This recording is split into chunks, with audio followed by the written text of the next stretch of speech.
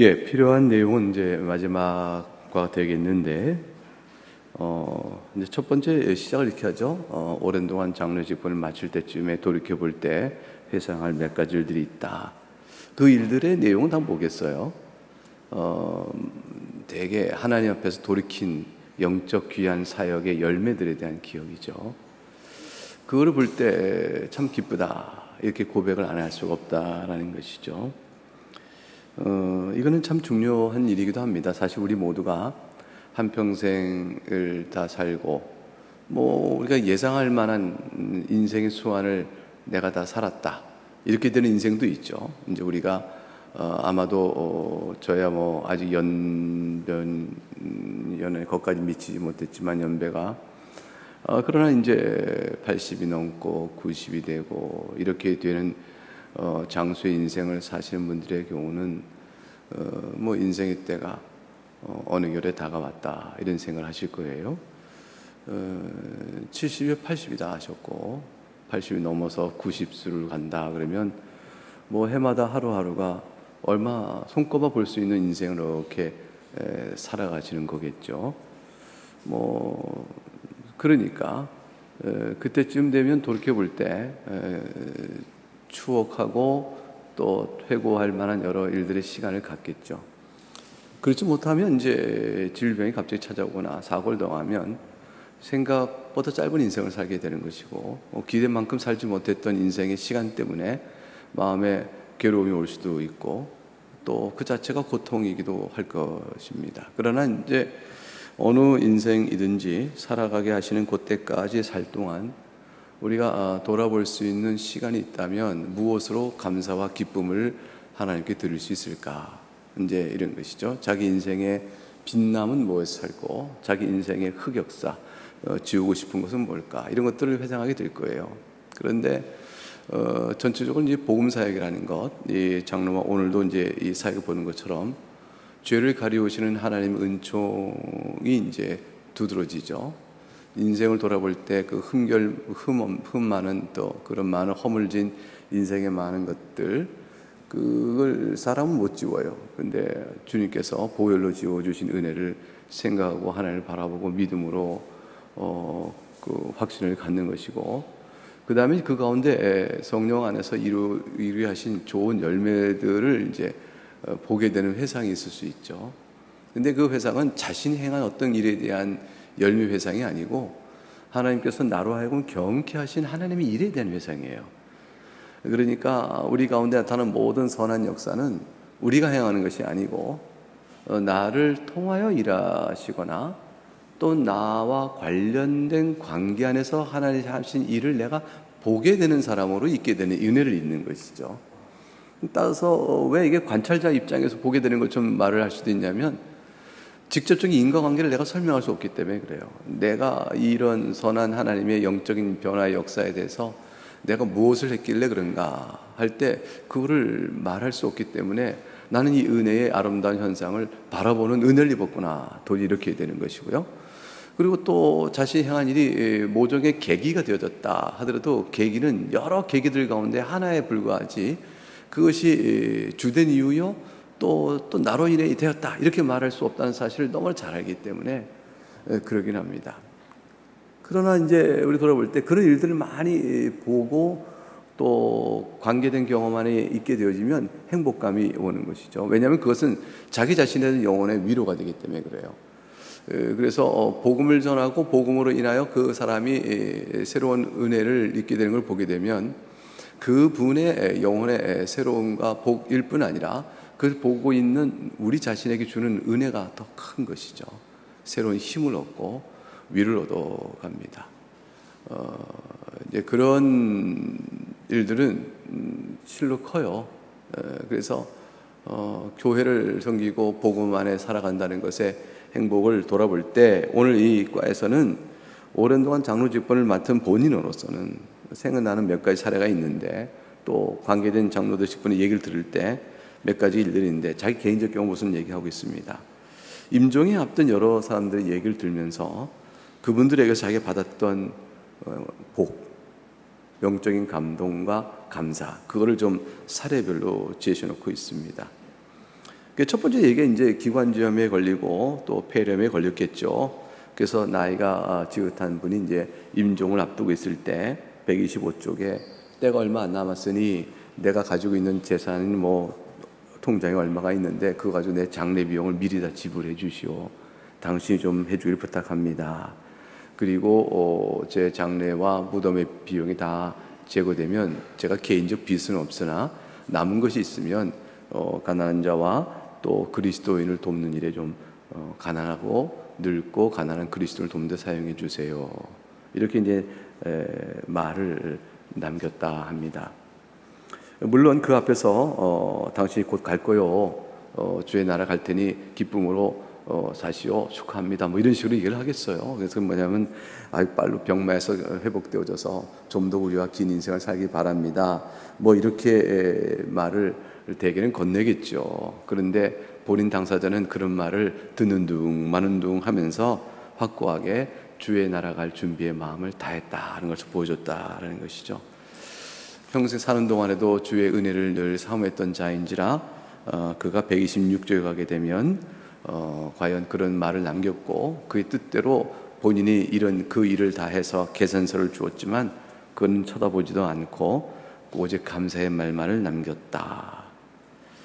다음에 가보니 며칠 지나지 않아서 그는 임종을 맞고 있었고 시편 23편을 반복적으로 읽어주었을 때 긴 설교가 필요 없어요. 이럴 때는 사실 이런 말 저런 말 설교가 필요한 게 아니고 말씀 그 자체를 몇 구절 정해서 그것을 읽어주는 것으로 임종에 지음한 최고의 예배요, 최고의 위로요, 최고의 영적인 전달입니다. 그래서 설령 믿지 않는 자라 할지라도 그 가족들의 권면과 전도를 받았으나 복음을 끝까지 거부한 자라도 임종 전에 주의 말씀을 읽어주는 일이 중요해요. 믿지 않으니까 들겠나 싶지만 그때 귀에 들려주는 겁니다. 의식이 이렇게 있는가 없는가 싶고 의사 전달이 안 돼도 마지막 숨결이 넘어가기 전까지 귀는 제일 나중에 닫힌다고 하나님께서 우리 이렇게 만드셨다고 그래요. 그러니까 사람의 모든 감각 가운데 귀가 제일 마지막에 닫힌다니까 그거 참 은혜예요. 그 마지막 귀전에 그냥 주의 말씀을 읽어주는 일이 필요합니다. 그러면 귀로 듣거든요. 그 복음의 마지막 때에 어떤 역사가 있을지 모르는 거니까 성령 하나님께서 구원하시거든요. 그러니까 말씀을 가지고 성령께서 역사하시지만 말씀은 수단이요 일을 이루시는 분은 성령 하나님이시기 때문에 그 일을 감당하는 것이 좋다. 임종을 해서 반복해 읽어준다. 그리고 작별 인사를 다정히 나누고 그리고 주의 나라로 가게 됐습니다. 이 일이 너무 자신에게 기억이 됩니다. 물론 남은 얼마간의 재산은 그분의 뜻대로 귀하게 사용됐습니다.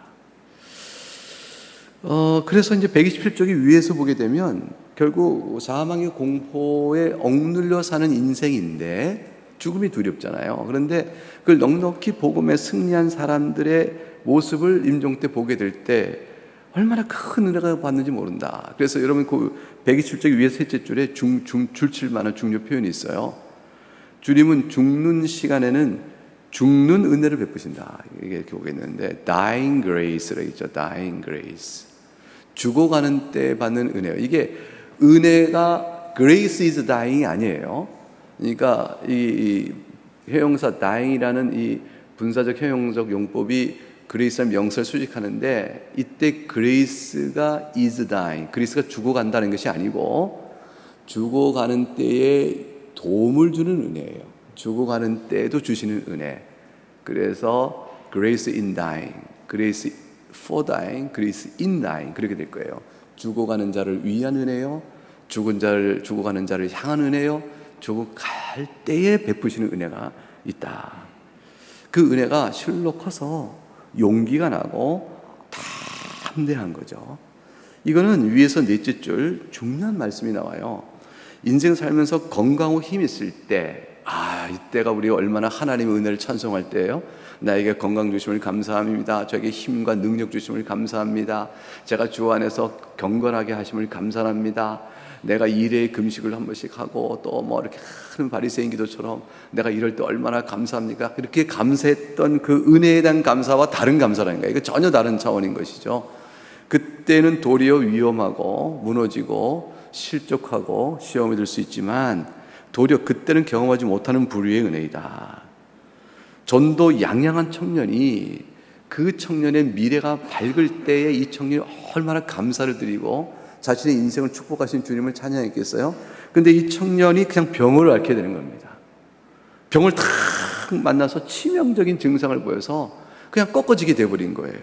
전도 양양한 인생에 대한 인간적 미래에 대한 축복을 막 감사했던 것은 어느 순간에 사라지고 아주 캄캄한 어둠이 찾아온 것이죠. 그럴 때 이 청년이 어떻게 이 상황을 맞이할까? 당연히 이제 장로를 청하여 자신 옆에 좀 앉아있길 부탁하고, 그 표정은 두려움과 믿음이 섞여 있었다. 닥칠 죽음에 대한 두려움, 인생이 끝난구나라는 절망의 회한, 그리고 그러나 믿음 안에서 요단강 그 건을 건너가는 그 인생의 내세에 있을 것에 대한 믿음, 이것이 복잡한 표정으로 얽혀 있었다는 것이죠. 이것이 뭐 당연히 그러겠죠. 그 당연히 이러야 할 것이다. 더구나 젊은 청년이었는데, 그런데 몇 시간 후에 얼굴이 밝아지고 희망으로 용기 있게 기쁘게 바뀌었다. 그게 시편 23편입니다. 결국 내가 사망의 음침한 골짜기로 다닐지라도 해를 두려워하지 않을 것은 주께서 나와 함께 하심이라. 이 말씀 앞에 자기 마음을 탁 내놓고 나니 그 영혼이 우리 앞에서는 떠나는 것 같지만 사실 들어가는 영혼처럼 보였다. 이게 참, 이게 표현도 줄칠 표현이죠. 이게 떠나는 영혼 같은데 사실 들어가는 영혼의 모습을 보였다. 그러니까 우리 편에서 그를 바라보니 주의 낙원에 들어가는 감사와 기쁨의 표정으로 인생을 고별하니, 야, 당신은 지금 이제 들어가시는군요. 먼저 들어갑니다. 뭐 이런 것이겠죠. 그래서 작별의 슬픔이 아니라 환영받고 있는 기쁨을 얼굴에 나타내보며 죽음을 맞이했다라는 것이에요. 남아있는 현실에 대한 슬픔으로 얼그러진 표정이 아니고, 그리고 자신을 영접하시는 그 주님과 천국의 그 아름다움에 대한 기쁨의 표정을 지었다. 자기는 좋지만 남아있는 가족들은 어떡하라고, 또 그 남아있는 가족에 대한 석별의 정도 없나, 이렇게 무심하게 감정이 저런가, 뭐 이렇게 이분에게 말하면 안 돼요. 이분에게는 마지막 숨결에 주께서 향하신 바에 대한 가장 큰 목적하신 바에 대한 가장 선물을 받는 자리이기 때문에 그분에게 그렇게 요구하는 것은 아주 남은 사람들의 이기적인 마음이죠. 두 번째는 떠나는 분 자신의 마음이 문제인데, 그분이 남아있는 가족에 관한 부분의 것을 내려놓는 마음이 중요한 거예요. 내려놓는 것은 주님의 손길이 있구나, 이걸 아는 거죠. 내 인생도 허물진 데 이렇게 붙들어 주셔서 오늘 나를 영접해 주시는 한 인생을 살았는데, 내가 사랑하는 사람들의 남아있는 모든 분들도 또한 그렇게 넉넉히 하실 줄 아니, 내가 그것에 붙들려 내 마음을 놓지 못하고 번민하는 게 이게 불신이다 라고 생각하며 주의 조건 앞에 모든 걸 맡기고 그것조차 확신하며 감사하는 마음이 실로 중요하다.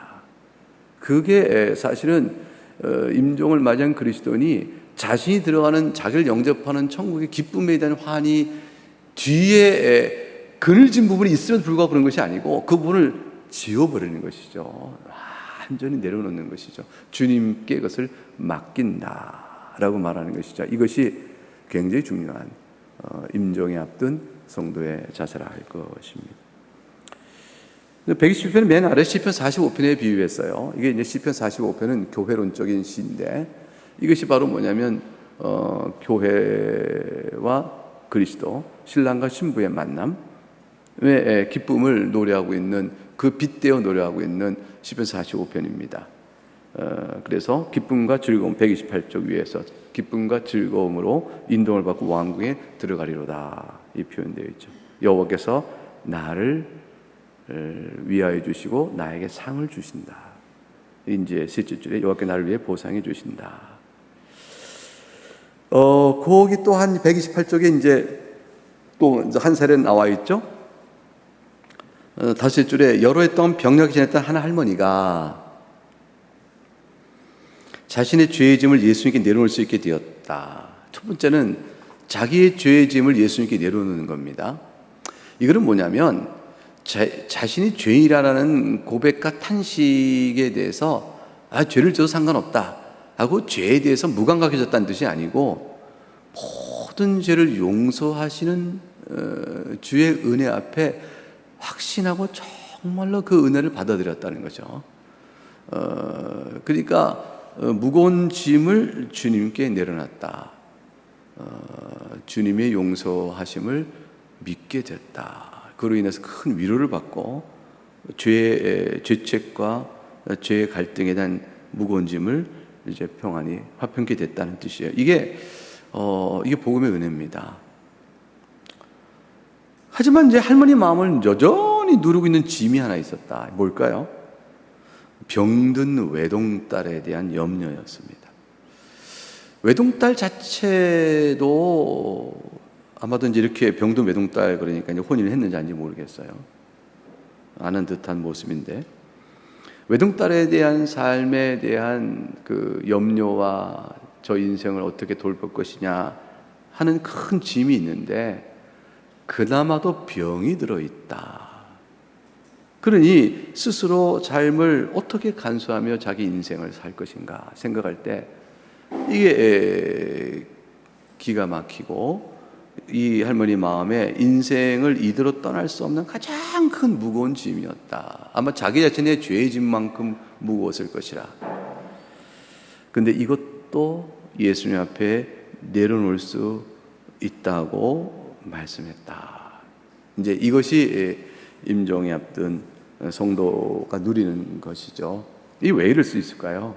따지고 보면 나도 병든 자요. 나도 돌보는 이가 없는 한 인생인데 주님 앞에서 내가 이 인생을 살고 낙원에 이르지 않는가. 돌이켜보면 교회사 속에서 또 무한한 성도들 가운데서 얼마나 많은 다양한 인생 희노애락과 여러 얽힌 인생들을 살아가는가. 개 중에는 세상이 불효할 만한 인생이 있고 개 중에는 세상이 이렇게 불행하다 할 만한 인생이 있고 다양하지만 길고 짧고 다양하지만 다 한 인생을 주 앞에 살고 넉넉히 주의 나에 이르니 무엇을 염려하겠는가 하고 주님 앞에도 그것을 맡긴 거죠. 주의 도우심 앞에 맡기는 겁니다. 근데 그 딸이 이렇게 얘기했다고 그래요. 전화를 해봤더니 본향에 가까워지신 것 같아요.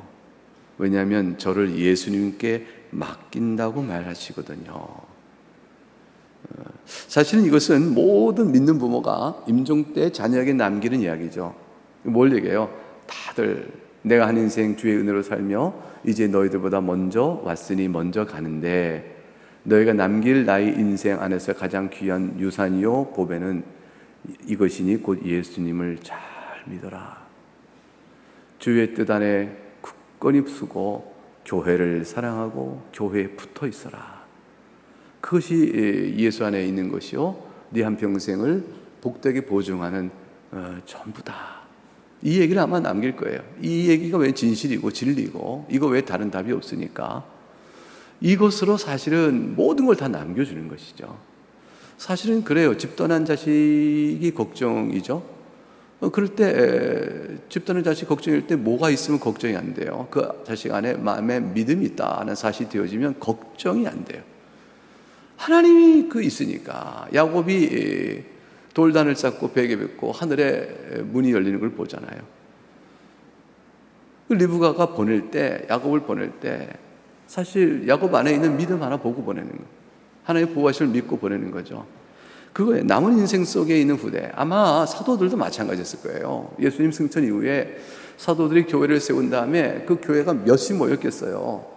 그리고 애써 수고한 바울의 세운 교회도 얼마나 혼잡해요. 연약하고 이리가 와서 너희를 해칠까 두려워하고 그 사도 바울의 마음에 근심이 더 컸을 거예요. 근데 자기 영혼이 주 앞에 이르게 되어질 때에 모든 사랑하는 교우들의 영혼들을 다 주님 손에 맡기잖아요. 그러니까 그리스도께서 자신의 교회에 임으로 자신이 책임지실 것이고 이끄실 것이다. 그러니까 자신이 주어진 한때의 수고를 다하고 넉넉히 맡기고 그냥 손을 놓는 거죠. 떠나는 거죠. 그럴 때의 마음의 맡김에 대한 것은 신앙이에요. 과연 주님께서 사도들 위해 교회가 없어지지 않았어요. 사도를 위해 속사도 세우시고 또 세우시고 주의 종도를 세워서 그래서 지금까지 2000년 교회사가 이어져 온 것이죠. 합동신학대학원대학교가 박윤선 박사님의 그 존경과 명망에 네 분의 교수님이 모여서 학교를 이렇게 세우게 됐어요. 제자들이 찾아왔죠. 그래서 우리가 배워야 했으니 가르쳐 주시오. 이분들이 이제 전에 재직했던 학교에서 교권적 탄압이 심하니까 도저히 양심상 더 이상 이것은 일을 할 수 없다 싶어서 학교를 다 사임하고 나왔을 때 이 학생들이 찾아와서 결국 가르치는 일이 되어지면 학교가 세워진 거예요. 그런데 그 박유선 박사님이 생각보다 일찍 돌아가신 거죠. 82세신가 돌아가셨어요. 더 계셔야 할 텐데 학교가 아직은 더 필요한데 어른이 돌아가셨으니까 얼굴이 돌아가셨는데 어떻게 해요? 근데 학교가 세워지는 거죠. 네 분에서 그 교수님 쓰고 또 함께 동역하는 교수님, 제자들이 또 교수로 와. 그래서 학교가 지금까지 쭉 이어져 왔어요. 학교는 막 그때에 비하면 생각도 못하게 학교가 쭉 44, 5년 흐르는 기간 동안에 보고시간대에 이루어왔죠. 이렇게 이어져 가는 겁니다. 한때 쓰신 그분으로 해서 세워지지만 그보다 못한 것 같으나 하나님의 일은 사람을 통해서 하시지만 주의 뜻 가운데 더 성장하고 팽창하고 나가기도 하는 거죠. 2000년 교회에서 그렇게 온 것입니다. 개개인적으로는 부침이 있어요. 성장도 있고 쇠락도 있고 그렇지만 하나님 정하신 구원의 역사의 줄기는 견고한 것이죠. 그 속에 교회에 붙어 있다는 것이 얼마나 소중하냐. 그러니까 유언으로 뭘 남기겠어요? 예수님을 사랑하고 교회에 붙어 있어라. 이게 외동딸의 할머니가 맞을 거예요. 믿음 안에 있어라. 주께서 너를 돌보신다. 그거 하나로 감사하는 것입니다. 그래서 밑에서 다시 줄 볼까요? 128쪽에 나는 그 딸의 말이 옳음 알았다. 왜냐하면 그 자리에서 할머니는 그토록 오랫동안 그 병든 외동딸에 대한 짐을 스스로 짊어지고 살아와서 스스로 부딪혔는데 그 불신을 한탄했기 때문이다. 이게 신앙이 없는 일이구나를 한탄했기 때문이다. 그래서 할머니는 모든 것이 그저 거둬주시는 은혜 덕분이라는 사실을 생각하고 기뻐했다. 그러니 이게 나의 마지막 신방이었다. 그리고 본향으로 떠났다. 이렇게 되어 있습니다. 이런 일들은 장로로서 신방을 하고 이렇게 이런 어려운 당한 임종 때 가까운 때에 살펴보니까 개인적 경험한 일이라 하지만 사실 우리 모든 교우들이 다 경험하는 일들인 것입니다. 129쪽에 장로는 이렇게 자신이 맡은 일들을 잘 신실하게 하게 되면 자기 영혼이 이롭게 되어진다. 여호와를 앙망하는 자는 새 힘을 얻으리니 여호와를 섬기는 이들에게는 축복이 임하는 것이라. 세뮤엘 러더포드라는 유명한 17세기의 청교도죠. 다른 사람을 위해 주님의 심부름을 하는 이들은 섬기는 거죠. 다른 사람을 위하여 복음적 사업을 통해 헌신하는 이들은 언제나 자기를 위해 좋은 무엇인가를 얻게 될 것이다. 이렇게 됐어요. 자기를 위해 무언가를 얻을까는 것은 자기에게 유익한 뭔가가 주어지게 되는 것을 알게 될 것이다. 이렇게 되어집니다. 다른 사람에게 물을 줌으로 자기 영혼이 물을 마시는 것이고, 다른 사람을 따뜻이 대함으로 자기 영혼의 따뜻함을 받게 될 것이고, 이렇게 된 거죠. 그러니까 주님은 우리에게 어떤 일을 헌신하라 할 때, 일을 맡기실 때 네가 다 가진 것을 바닥나게 헌신하라 이렇게 하시고 아무것도 베푸지 않는 분이 아니고, 일을 맡기실 때는 그 일에 필요한 것을 공급하시고 그 일로 통해서 반사되어 받는 은혜를 예비하셔서 계속 힘을 충전해 주시는 것이죠. 계속 충전해 주시는 것이죠. 그렇게 함으로 그 일을 하게 하신다. 그래서 의무가 시작될 때는 그 의무를 맡은 자의 특권도 시작되는 것이라. 이 특권을 사모하고 감사하고 기뻐해야 된다는 것입니다. 사실은 그렇죠. 우리가 이제 이런 일반적인 경우도 마찬가지잖아요. 가르치면서 배우게 되잖아요. 가르치면서 실력이 늘어요. 그러니까 사실 MDiv 여기 3년 동안 신학교 수업을 하는 동안에 배우기 바쁜 그분들이 언제 자기가 가르칠 만한 선생으로 서겠어요. 근데 사역을 통해서 배워가는 거죠. 그러니까 처음에 저도 이제 MDB 처음 했을 때 이제 교육전수하면서 목사님 설교를 해라, 주일 저녁 때 설교 준비를 해야 하는데 이거 큰일이 벌어진 거죠. 어떻게 해요? 끙끙끙대고 기도하고 뭐 도서관 뒤져보고 책도 좀 보고 연구도 해보고 뭐 또 이렇게 막 하는데 설교란 걸 해본 적이 없으니까 어떻게 할지 몰라 낑낑 대잖아요. 근데 그 일이 이제 조금씩 반복돼 가면서 나름의 큰 은혜를 배우고 또 뭘 말하고 있는지에 대한 자기 학습이 자꾸 되어져 가죠. 그 어느덧 이렇게 학교에서 배운 걸 토대로 반복되는 가르침의 사역을 통해서 자기 자신이 성장해 가는 것이죠. 그러니까 주님의 베푸신 은혜가 너무 크죠. 그 받은 은혜에 대한 감사와 합당한 순종을 하지 못하는 허물들이 너무 많아서 죄송하고 늘 회개할 내용이지만 그러나 하나님 주님은 그렇게 키워하신 거예요. 일반인들도 마찬가지예요. 가르치면 우리 신학생들 신입생 오게 되면 이렇게 가르쳐주는 일을 잘하는 친구가 있어요. 가르쳐줌으로 자기가 확신하게 배우는 거죠. 이렇게 모든 일이 다 그렇잖아요. 그러니까 은혜도 똑같다. 그래서 천국은 구하는 자가 더 얻게 되는 것이고요. 주님을 사랑하는 자가 주의 사랑을 더 받아요. 그러니까 주님을 사랑하는 일에 힘쓰는 만큼 주님의 사랑을 더 받습니다. 주님의 사랑에 주님의 일에 관심을 덜 가질수록 주님의 사랑을 받을 방법을 모르는 거예요. 한번 생각해 보세요. 주님을 사랑하여 주님께 헌신하여 마음을 내어드리고 주의 교훈에 따라 자기의 마음을 단속하고 그래서 주님께 향하여 한 걸음 나가면 주님은 나한테 두 걸음 가까이 오신 것좀 느껴지게 돼 있어요.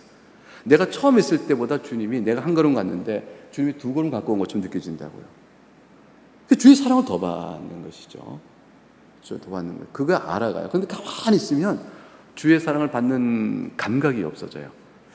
그리고 주님 앞에 내어놓고 기도할 어려움을 놓고 기도하건 또는 감사에 기도하건 기도할 소재가 그만큼 줄어드는 것이죠. 주님과 상관해. 그러면 결국 뭐밖에 안 남냐면 먹고 사는 문제만 남는 거예요. 내 성정에 따라 사는 동안에 갈등 겪었던 거, 내가 먹고 사는 문제, 이 얽혀진 일만 주님 앞에 늘 기도하고 그때 괴로워하는 일만 남는 거예요. 주를 향한 이러한 부분이 있어 부분 약해지고 먹고 사는 일 자체가 영적이지 않다는 것이 아닌데 그 일 속에서 주와 관계된 일과 관계된 기도가 나오려면 역시 주님을 생각해야 돼요. 그래서 항상 주님을 생각하여서 그 일을 볼 때만 주님께 더 가까이 나가는 거예요. 먹고 사는 문제까지 다 해서. 이 일은 똑같은 것이죠. 그러니까 주를 위한 헌신이건 섬김이건 또 교우들 관계건 무엇이든 간에 그런 것이다 볼 수 있습니다. 그러니까 직분의 부르심은 그런 기회를 스스로 찾아가는 뿐더러 그런 기회를 의무로 받게 되어지니까 그런 만큼 이제 반대로 예비된 특권도 베풀어 주신 은혜도 크다 이렇게 되어지는 말씀이죠. 그래서 129쪽에 작은 양떼를 해마다 자기 양쪽을 보면서 많은 교훈을 얻을 것이다. 넘어가겠습니다. 130쪽 가게 되면 그래서 이제 그 은혜를 어떻게 받았는가? 이게 자신이 서로 교제해야 될 위에서 6줄을 보면 장로가 자신이 교구 사람 생활도 마찬가지일 것이다. 교인들 각자가 장로에게는 성령의 은혜를 상기시키는 산 교훈으로 다가올 것이다. 이게 뭐가 되냐면 베푸는 사역의 장로는 도리어 같이 섬기는 교인들로부터 이게 하나님 은혜구나 라는 걸 깨닫는 은혜를 계속 받게 될 것이다. 이거는 제가 전적으로 동의하는데요. 이건 아멘. 왜냐면 제가 목사잖아요. 그러니까 여러분 교회를 바라보면서요. 여러분 한 분 한 분을 대하거나 교회 전체를 대하거나 생각할 때 그 받는 은혜가 어마어마하게 커요.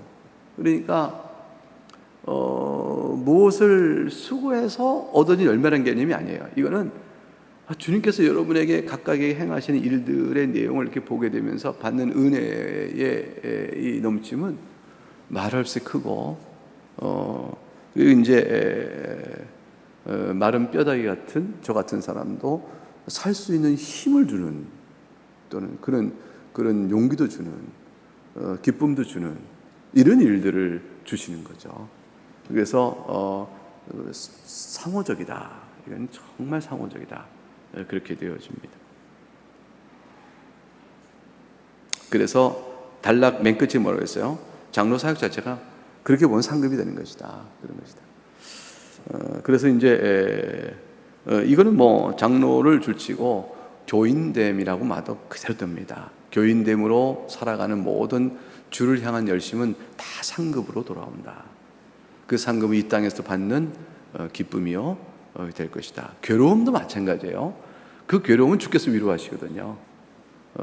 그러니까 우리가 뭐 성공 사례를 갖고 얘기하는 것이 아니에요. 이게 사실 뭐 몇 가지 성공 사례가 아니고 실패 사례가 더 많습니다. 그러나 그 가운데 주께서는 은혜를 베푸십니다. 그래서 늘 밑에서 두 번째 단락 130쪽에 명확한 목적과 명확한 실행 계획을 진행하지만 새로운 아이들도 활용을 해라. 그리고 밑에서 둘째 줄 따분하고 형식적인 느낌을 갖지 않도록 하는 게 좋다. 131쪽 아무런 변화 없는 것도 문제지만 너무 그 변화를 많이 준 것도 문제다라는 얘기를 해놓고 있습니다. 위에서 넷째 줄 중요한 영적 태도, 과거의 부족함에 대한 겸손한 마음을 가져야 한다. 지금까지 주께서 어떻게 돌보셨는가에 대한 고백하고 자신의 허물과 죄를 또 연약함을 지극히 겸손하게 고백할 줄 알아야 한다. 그런데 그것에 빠져서 낙심하고 절망하는 것이 아니고 거기서 그럼에도 불구하고 하나님께서 복을 내려주신다. 사랑하여 주신다. 그 하나님의 사랑과 나를 향한 은혜의 손길의 복됨을 확고하게 믿으라라는 거예요. 그리고 기도하라라는 것이죠. 기도하지 않으면 이 두 가지가 안 나와요. 그리고 꾸준하라. 꾸준히 나가는 데서 꾸준함이 중요해요. 부사가 중요합니다. 항상 부사가 중요해요. 이 꾸준히 나가라. 이건 성실성입니다. 그냥 뚜벅 이 괴로움이 있어도 뚜벅 씨를 뿌리는 농부의 수고에 열매를 하나님 베푸신다. 그리고 약속 확실하게 항상 보장된 것은 아니지만 열매를 눈으로 볼 수 있게 되는 일이 있을 것이다. 어떤 일은 한평생 이렇게 사는 동안에 자기는 아무 쓸모가 없었다고 생각하고 이렇게 자조적인 마음을 갖고 무익하다, 아무 쓸모가 없었다 이런 마음으로 세상을 떠난다. 그러나 실제로는 그분의 마음속에 갖고 있는 내면의 어떤 이유 때문에 그렇게 하고 있기 때문에 된 것이지만 실제로는 많은 유익을 끼치고 있는데 본인이 그것을 인정하지 않거나 또 모르거나 그러기도 하는 것이다. 어떤 일은 반대로 자기 한 일이 너무 훌륭하다고 과장하고 떠버리는 사람도 있다. 그리고 의수된 사람도 있고 자부심도 있다. 과연 하나님께서 우리 사에게 이렇게 열매와 복을 주셨다는 사실을 알고 기쁨을 갖는 것은 매우 격려가 되는 일이지만 그 모든 일에는 다 하나님의 은혜로 됐다는 사실을 잊은다면 어리석은 일이 된 것이다. 밑에 셋째 줄 참으로 겸손하게 하는 일이네요. 이게 첼머스 박사가 설교를 했는데 그 설교를 듣고 회심한 사람이 그 말씀을 듣고 너무 제가 회심했습니다고 말하니까 참으로 겸손케 하는 일이네요. 누구를? 자신을. 하나님 하신 일이니까 당신의 설교가 나를 변화시켰어 하지만 내가 한 게 아니거든요. 그러니까 참 겸손케 한 일이요 라고 하고 그나마도 모든 사람이 다 똑같이 느끼는 게 아니고요. 어떤 일은 그런 은혜를 받고 어떤 일은 같은 설교에 은혜 받지 못한 사람도 있는 거예요. 그리고 그 은혜를 받았어도 똑같이 반응하지 않는 사람도 있는 거예요. 그러니까 우리는 다만 할 일을 할 뿐 그러나 주께서 그의 뜻 가운데 쓸모 있게 쓰실 것이다 생각하고 거기서 멈추고 나가면 된다. 꾸준히 성실히 해라 이런 것이 되어지죠. 벌써 시간이 이렇게 됐네요. 네, 그래서 132쪽 위에 첫째 줄 큰 원칙, 한 사람은 심고 다른 사람이 거둔다 그런 것이죠. 물에 빠진 사람 구출할 한 사람 위급하려고 두 번 로프를 가지고 세 번 던지고 네 번 사람이 빠져 끌어낼 수 있다. 그러나 각각 자신이 할 일들이 있는데 전부 다 한 사람은 없는 것이다. 이건 우리 교회는 뚜렷해요. 우리 교회 오신 분들 가운데 처음 여기서 예수 믿고 나온 분들도 말씀을 처음 배워서 오게 되니까 직접적인 그분의 구원의 믿음과 저희 교회에서의 사역이 연결되잖아요. 나그네 교회 사역이. 이렇게 볼 수 있지만 사실은 그분도요, 어릴 때 교회를 다닌 적이 있고, 어릴 때 복음 들은 적이 있습니다. 그 되어져요. 근데 우리 교회 이제 수평 이동해서 오시거나 다른 교회 있다가 이렇게 전입해 오신 분들은 이미 다 주님께서 일 다 하시고 오신 분들이잖아요. 여기서 얻는 이 주님께서 이 교회에서 얻게 되는 일의 분량은 또 다른 것이 있는 거죠. 그러니까 지극히 여러분의 사랑하는 일 여러 가지 가운데서 작은 한 마디, 매듭을 여기서 하고 있는 것이 불과하다. 이렇게 생각하고 나가면 되겠습니다. 네. 그래서 132쪽 밑에 둘째 줄, 모든 자랑을 배제하고 겸손케 한다. 그래서 열매 맺기 까지 우리 다 감춰진 주님의 은혜의 사슬, 133쪽 위에서는 다섯째 줄, 은혜의 사슬, 예수님의 사랑, 그 가운데서 가장 작고 변변치 않은 한 고리로라마 연결됐다는 사실에 너무 감사하고 기뻐하자. 이것이죠. 여러분 나그네 교회에 속한 교우 여러분의 주의 사랑과 은혜 사슬에 묶여 있는 은혜 가운데 있는데, 거기에 나그네 교회 사역이 한 변변치 하지만 한 고리로 딱 걸쳐 있다는 사실로 기뻐하는 것이죠. 그렇게 되는 것입니다. 우리가 다 서로 간에 그렇다. 그리고 130쪽의 밑에서 다시 올라가면요, 칭찬을 조심하라 이렇게 되어 있어요. 좋은 사람, 내가 존경할 만하고 믿음이 훌륭한 사람이 칭찬해 주면 그 칭찬은 굉장히 위험할 수 있다. 이게 마음을 단속하라라는 것이죠. 맨 밑에 뜻밖의 곰팡이처럼 두루 퍼질 수 있으니까. 격려와 위로와 또 감사의 표현은 절대적으로 필요한 것이에요. 거꾸로 이쪽에서 저 사람이 영원히 상처받을 거야, 내가 안 해야지, 이거는 우스운 얘기예요.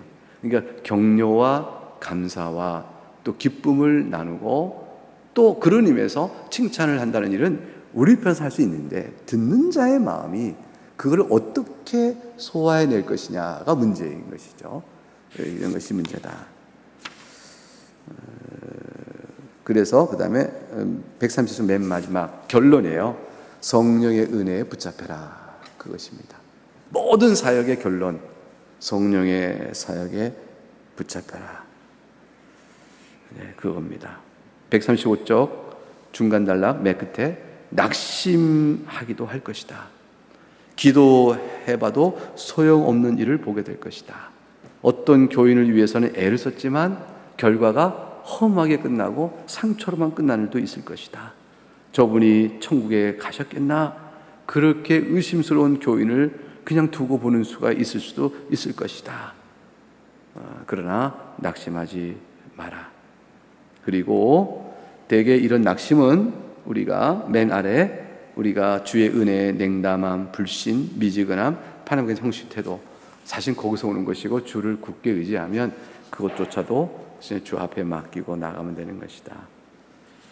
그래서 맨 136절 아래 둘째 줄, 목자장이 나타나실 때 시들지 않은 영광의 관을 얻을 것이라. 이 말씀을 마음에 받고 과연 그러합니다 라고 하여 위에 세 줄 올라가면, 이 세상에서 주님을 위해 우리가 수고할 일이 얼마나 기냐, 짧다, 남으면 얼마 남았느냐, 인생이 덧없다는데, 그럼 거꾸로 말하면 주를 위해 살아갈 일도 덧없다는 거 아니냐, 짧다는 거 아니냐, 열심을 내라. 그러면 주께서 영광의 관을 씌워주실 것이다. 이렇게 매듭을 졌습니다. 이 한 권의 책, 짧은 이 소책자를 우리가 13주에 걸쳐 본 것입니다. 조금씩 차근차근 봤죠. 그만큼 복된 은혜가 될 수 있기를 고집어 봅니다. 이거 우리 학교 도서관에 가면요, 이 책 영어 원서가 한 권 이렇게 오래된 책으로 이렇게 있어요. 무심히 지나갔었는데 손에 딱 쥐고 이렇게 쭉 살펴보면서, 아, 이 책이 번역 나왔네, 이렇게 돼서 같이 읽었습니다. 예, 기도하겠습니다.